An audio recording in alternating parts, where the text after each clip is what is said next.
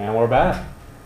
A few other things that we grew up on that we were discussing that my sense of comedy kind of molded when I was younger. Don's kind of formed later on when he was a teenager. Because a lot of stuff I grew up, I've already mentioned a few things I grew up on, like Mel Brooks movies, Jerry Lewis and stuff like that. You were more.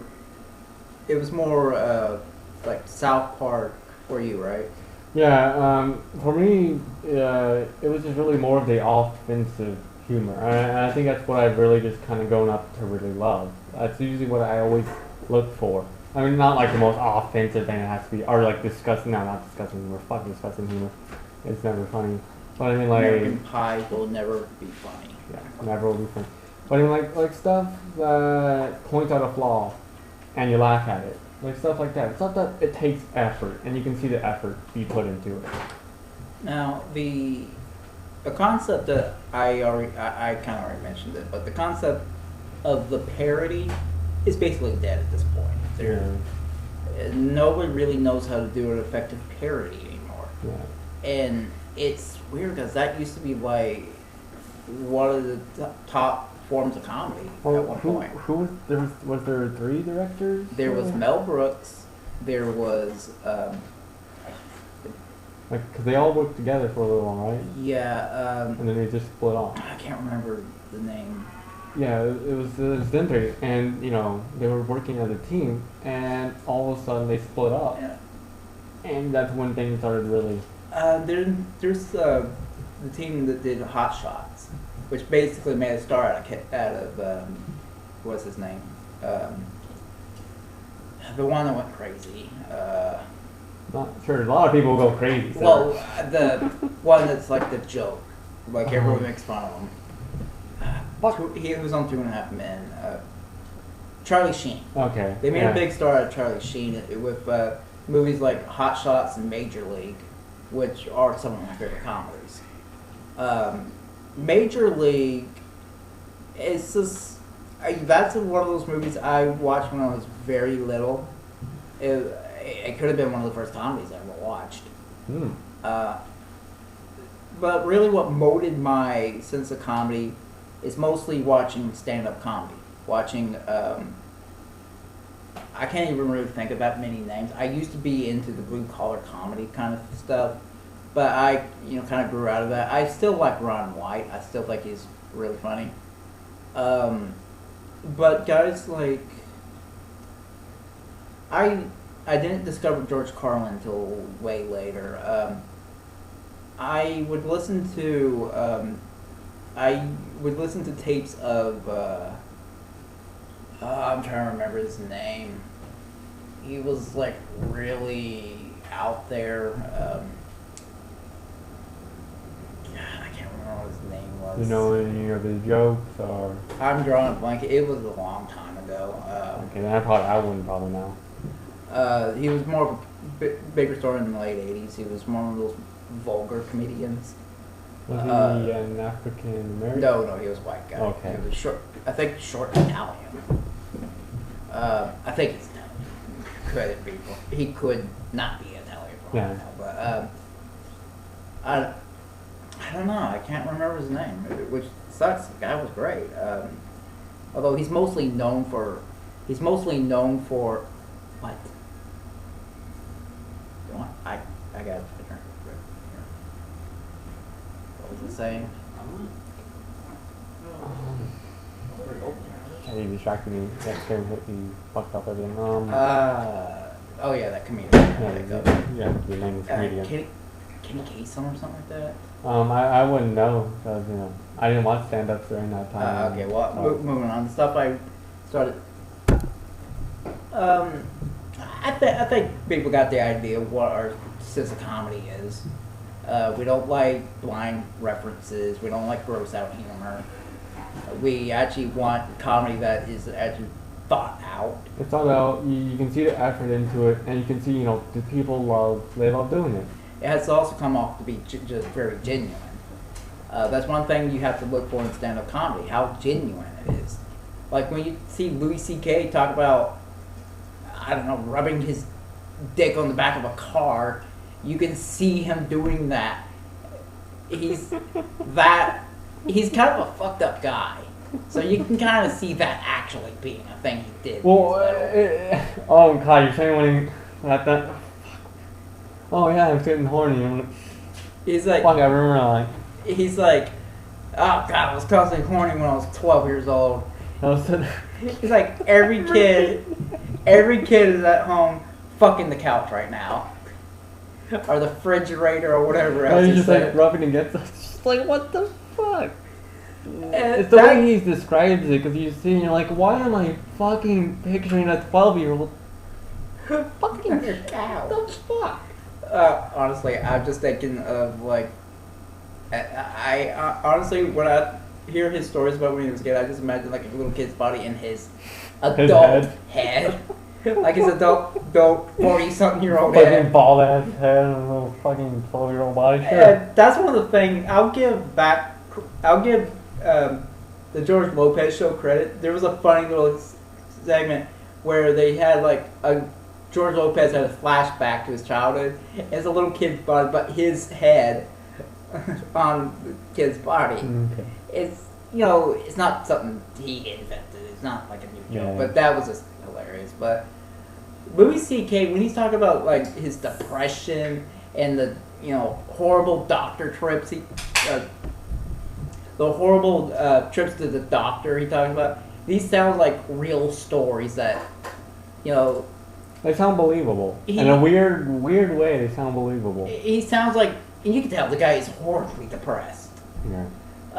But that's one of the things, you look at a lot of these comedians, a lot of them are depressed. I'm not saying they suffer from depression, I'm just saying that all comedy, at some point or another, comes from negativity. Well, if you look at comedy, it's usually we're laughing at them. Or we're usually laughing at other people's misery most of the time, if you think about it. The thing about Louis C.K. that makes him so funny is the man has no shame. He'll go with whatever. He'll just make himself look as shitty as possible to make people laugh.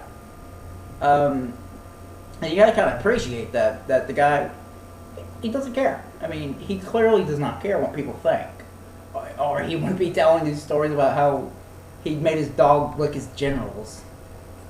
That was so weird. I was like, really, dude? Fuck! People who don't know Louis C.K. probably think he's the most disgusting person ever. No, I just was like, well, how the fuck? God damn it, how do we get fucking... He's just weird. He's just one of those weird comedians. It seems like a person that if you just met out of nowhere would just start talking about stuff and wouldn't give a shit what he's talking about. I mean, yeah. Have you ever watched his show, Louis? No, I haven't. Have you ever watched Seinfeld? Sadly, no. I've heard, you know, everyone says Seinfeld is a show about nothing, but if you really look at Louis, what is the show about? Jack shit. There's no plot. Things just begin and end out of nowhere. 1 minute he could be taking his girls to school. Next minute he could be going to the doctor it was the dentist. He went to the dentist. He went under, like he put him under. He woke up. He's like, "Why is my mouth hurting? What's that taste?" He stuck his dick in his mouth while he was knocked out. It's just like, it's kind of depressing, just seeing how much shit this guy will go through in his miserable existence. The show, not actual Louis C.K. Again, you know, humor. We're laughing at other people's faults, or we laugh at our own faults. And again, it comes from like he's laughing at it. Like you get that feeling that this is not. He doesn't like feel bad for himself or anything like that. He thinks this is just some funny shit that happened to him, and he's just bringing it to everybody else's attention, no matter how embarrassing it might be. And you know, a lot of it he could be making up. I mean, I would expect it. Yeah, but it's just some of these stories, though, you feel like, that's probably true. That probably happened. Well, I mean, it doesn't really matter if it does or if it doesn't. You know, the whole point is to be entertained, to laugh, and to enjoy. uh, again, there's a difference between there's two ways to do any kind of comedy. We're talking about how we don't like gross out humor, but we like Louis C.K. It's because it doesn't seem manufactured. It doesn't seem fake. It seems like, yeah, this is some gross shit that probably actually happened to this guy. Well, I mean, it's not just like it's just there.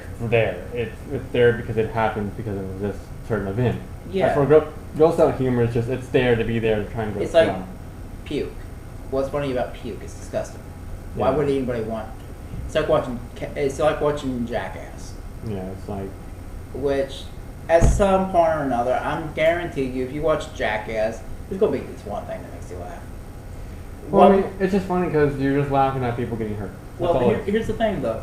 This is probably what made Jackass the movie actually funny. It's the fact that they put so much effort, so much money, just so much stuff into Doing dropping stupid. a ball on someone's nuts. Yeah. Like, they have to do like mathematical, like they have to have like mathematical precision to know exactly where that ball is going to fall from a certain height and all that. They actually have to put science into this. I'm pretty sure it's staged, and then they're just like, you know what, you're getting paid to get it right. Don't bitch, you're getting paid. Don't worry. But You'll get, you know, I surgery. just love how much they put into it. How far they would go just for something so stupid. Yeah. I mean, it's not like ingenious humor or anything. It's just It's not, you're but- just laughing at people getting hurt. The thing though is, I just love how far they go just to hurt each other. It's like watching when you see people get hurt, like fell. It's like watching someone fall. Yeah. You know, it's not nothing smart about it. It's just it's kind of funny to watch somebody fall. Yeah. Oh God, now I'm thinking of Kevin Hart. He does this whole bit about Shaq falling down during a basketball game. You know, like he turtles up, like he rolls on his back trying to get back up. This is hilarious. Look, I don't know if Shaq ever really did that, but Kevin Hart's just rolling on the ground. What makes it even funnier is he fucks up his knee doing it. Ooh. It's just okay. I'm actually gonna go on kind of a weird.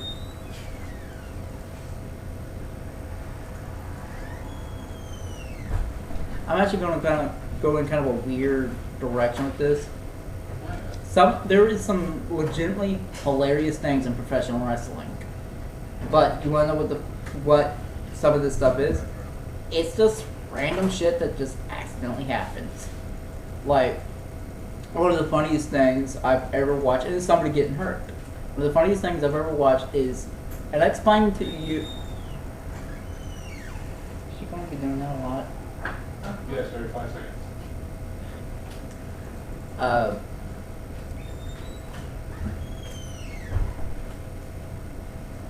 Okay, one of the funniest things I've ever seen in professional wrestling. I already explained to you who Vince McMahon is and basically what he is. Mm-hmm. There was something that went wrong in a match, and he was not happy. He was pissed. He was power walking his way down to the ring. He tries to jump into the ring. He tears his quad in his left leg. He tears his quad in his left leg. Trying to stand up and get back in the ring, he tore his other quad. And he's just looking at his legs all pissed off. He's like fuck, fuck. He's cursing at his legs. Like, he's like, work, damn you. He's like, I think he even like hits one of his legs trying to get it to work. Mm. It's just hilarious to watch. It's just because the guy was pissed off. He had no patience. And he just hurt himself just trying to crawl into the ring. It's hilarious. It's horrible. That has to suck. But it's hilarious. It's funny because it's not you. Yeah, that's why I kind of wanted to go into that. I just wanted to say that little bit. Also, there you go. Also, you don't know who this guy is, I guarantee you, but this guy, this wrestler, Psycho Sid, he's like this 6'6" motherfucker. He's like almost 300 pounds. Hey, you want to know what some promoter told him? He looks at the 7 foot, 300 pound guy, and he looks at this guy, and he's like, you know what? You're going to do a drop kick off the top rope. Guess what happened? He What? broke his leg in the most horrific way possible. But just that whole concept is hilarious. That you look at this 7 foot guy, 300 pounds, and it's like, you're doing a drop kick. It's like, what the? You're just like, what's the logic there? What is the? I don't get why he even thought that would be a good idea. But anyway, getting off wrestling, getting back to actual comedy. A lot of my favorite comedy, a lot of stuff that I usually think of when it comes to comedy is one of my favorite shows besides Louie is The Venture Brothers, which the show is hilarious. I kind of forgot how funny the show is. I guess it is referential humor, but it's done right, where it's not just a reference. There's actually a joke behind it. It's not like, hey, look, there's Spider-Man. But they have a character that's like a replacement for Spider-Man. But the joke is like, it's a stupid joke. It's like, oh, instead of having web shooters out of his hands, he has a web shooter out of his ass. But the show is actually very clever most of the time. There's some, foul comedy, but for the most part, it's well written. It's kind of like South Park in that regard. There's a lot of crude comedy, but a lot of crude humor, a lot of bathroom humor, but they still have those moments of genius. Anything you want to add? No, I think that's probably where we should cut off for this part. All right, we'll be right back.